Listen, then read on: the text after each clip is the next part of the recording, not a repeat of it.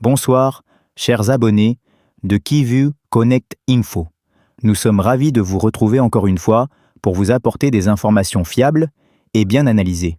En ce 22 mars 2026, nous vous proposons un sujet important concernant les forces armées de la République démocratique du Congo, FARDC. En effet, 295 nouveaux officiers ont officiellement rejoint les rangs de l'armée après avoir terminé leur formation à l'Académie militaire de Kananga. Ce reportage revient sur l'importance de cette formation, son déroulement, ainsi que ses implications pour la sécurité nationale, surtout dans un contexte marqué par des défis sécuritaires persistants à l'est du pays.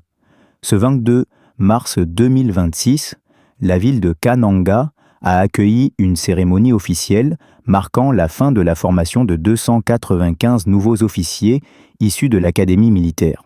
La cérémonie s'est déroulée en présence de hauts responsables des FARDC, des autorités gouvernementales ainsi que des familles des lauréats. Ces nouveaux officiers ont reçu leur grade après plusieurs mois de formation intensive dans différents domaines militaires. Le programme de formation comprenait notamment le commandement des troupes, les stratégies de combat, l'utilisation des équipements modernes, ainsi que la défense de l'intégrité territoriale. L'Académie militaire de Kananga continue de jouer un rôle clé dans la formation d'une armée congolaise professionnelle et adaptée aux réalités actuelles.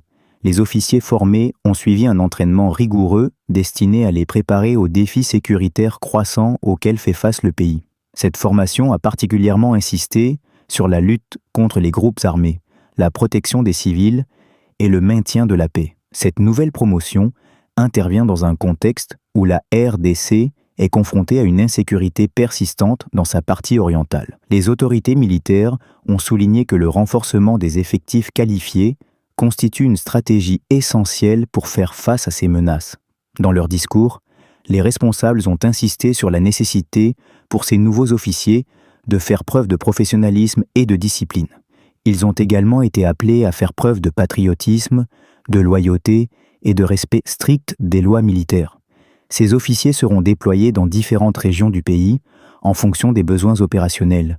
Certains d'entre eux pourraient être affectés dans les zones les plus touchées par l'insécurité à l'est de la RDC. Des analystes militaires estiment que cette nouvelle vague d'officiers contribuera à renforcer les capacités opérationnelles des FARDC. Plusieurs citoyens ont exprimé leur satisfaction, affirmant que cette initiative redonne espoir quant au retour progressif de la paix. Cependant, des défis persistent, notamment le manque d'équipements adéquats et de ressources suffisantes pour l'armée. Le gouvernement congolais continue néanmoins d'afficher sa volonté de moderniser et de renforcer son appareil militaire. Cette formation témoigne d'un engagement clair à bâtir une armée forte, professionnelle et crédible. Les nouveaux officiers sont appelés à être des modèles et à mettre en pratique les compétences acquises. Ils auront la lourde responsabilité de défendre la nation et de protéger les populations civiles.